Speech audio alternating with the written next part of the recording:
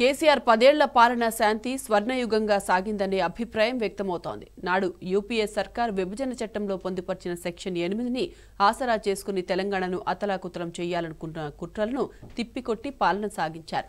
Section 8కి విఘాతం కలగకుండా రాష్ట్రాన్ని ఎలాంటి ఉపద్రవం రాకుండా హైదరాబాద్ విశ్వనగరంగా రూపొందించడమే గాక తెలంగాణను దేశానికి దిక్సూచిగా నిలిచేలా కేసీఆర్ పాలన చేశారన్నది వాస్తవం.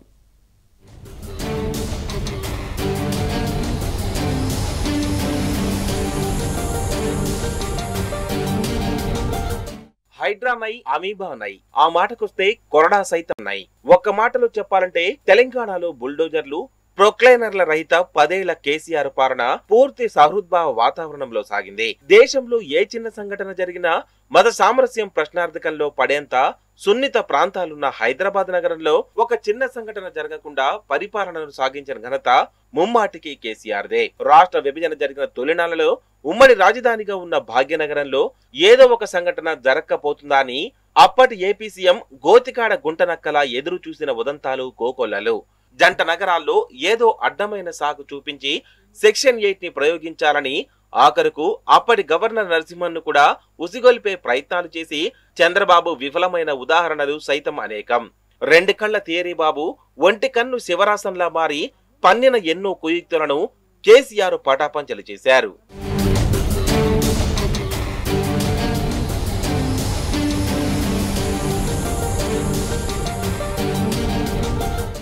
ఉమ్మడి రాజధానిలో సెక్షన్ 8 పరిస్థితులు తలెత్తకుండా కేసీఆర్ నిరంతరం తపన పడ్డారన్నది చారిత్రక సత్యం. ఈ 10 ఏళ్లలో ఆయన హైదరాబాద్ లో అక్రమ కట్టడాలు, భూ ఆక్రమణదారుల పట్ల ఎందుకు కఠినంగా వ్యవహరించలేదన్నది కాంగ్రెస్ ప్రశ్న.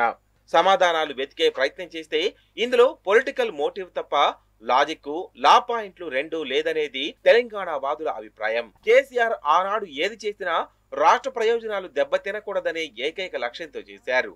అదే దిశలో నిర్ణయాలు తీసుకున్నారన్నది వాళ్ల వాదన. లేకపోతే దేశంలో ఎక్కడ తుమ్మినా అల్లర్లు, మరెక్కడ దగ్గినా ఘర్షణలు తలెత్తే పాత బస్తీ లాంటి సున్నిత ప్రాంతాలున్న హైదరాబాద్ ఏనాడో మన చేజారిపోయేది. అదిగో ఆయన ఆ ఘనమైన పాలన వల్లే శాంతి భద్రతల సమస్యలు లేకుండా భాగ్యనగరం విశ్వనగరంగా రూపాంతరం చెందింది. అనేక బడా జాతీయ, అంతర్జాతీయ, బహుళజాతి కంపెనీలు ఇక్కడ పెట్టుబడులు పెట్టాయి. నిరుద్యోగ యువతకు ఉపాధి అవకాశాలు విస్తృతమయ్యాయి.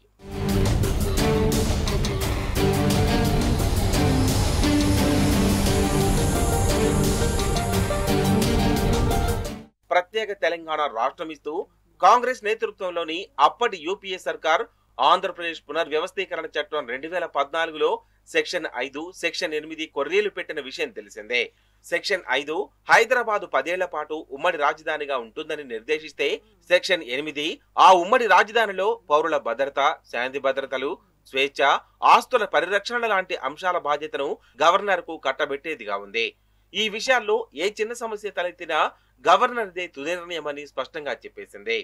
ఆఖరుకు ముఖ్యమంత్రి, మంత్రివర్గాన్ని కూడా పరిగణలోకి తీసుకోవాల్సిన అవసరం లేదని ఆ విభజన చట్టం సారం.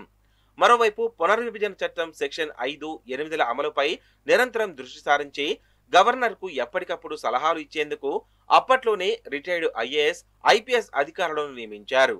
వాళ్ళిద్దరి పర్యవేక్షణలో మొన్న జూన్ 2 వరకు పనిచేసిన గవర్నర్లు హైదరాబాద్ లో ఏం జరుగుతుందో నివేదికలు తీసుకుని కేంద్ర హోంశాఖకు సమాచారం అందించేవాళ్లు.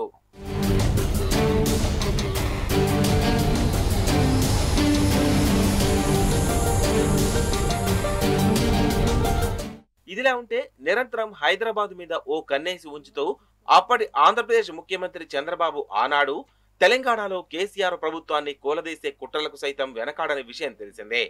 అంతేందుకు ఓటుకు నోటు వ్యవహారంలో గురు శిష్యులు చంద్రబాబు, రేవంత్ రెడ్డిలు రెడ్ హ్యాండెడ్ గా పట్టుబడకపోతే పరిస్థితి ఖచ్చితంగా మరోలా ఉండేది. ఆ కేసుకు భయపడే చంద్రబాబు ఏపీకి తుర్రుమన్నారు కానీ లేకపోతే అసలు హైదరాబాద్ విడిచి వెళ్లే ఉద్దేశమే ఆయనకు లేదన్నది 100కి 100 పాళ్లు నిజం. అటు విభజన చట్టంపై సుప్రీంకోర్టులో, ఇటు సెక్షన్ 8 ప్రయోగం కోసం హైకోర్టులో ఆయన తన అనుచరులతో అనేక పిటిషన్లు కూడా వేయించారు. అలా దేశ అత్యున్నత న్యాయస్థానం సుప్రీంకోర్టులో ఓ 30 కేసులు, రాష్ట్ర హైకోర్టులో ఓ 4-5 పిటిషన్లు ఇప్పటి వరకు విచారణలో ఉన్నాయి. మొన్నటి జూన్ 2వ తేదీతో 10 ఏళ్లు ముగిసిన తర్వాత హైదరాబాద్ ఉమ్మడి సంఖ్యలను తెంచుకుంది. రాజ్భవన్ లో అపాయింట్ అయిన 2 బ్యూరోక్రాట్లు కూడా ఆ పదవుల నుంచి వైదొలిగారు. సెక్షన్ 8 గండం గట్టెక్కి తెలంగాణ పూర్తిగా స్వేచ్ఛా వాయువుల పీలుస్తోంది అంటే అందుకు కేసీఆర్ ఆనాడు తీసుకున్న అనేక జాగ్రత్తలే కారణమని కుండబద్దలు కొట్టి చెప్పొచ్చు.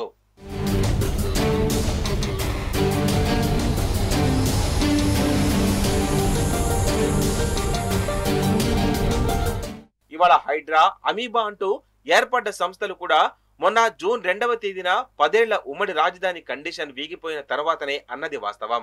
ఈ నేపథ్యంలో గత 10 ఏళ్లలో కేసీఆర్ ఆంధ్రోళ్ల ఆక్రమణలు, అక్రమ నిర్మాణాలపై కొరడా ఎందుకు జులిపించలేదన్నది దూరం మాట.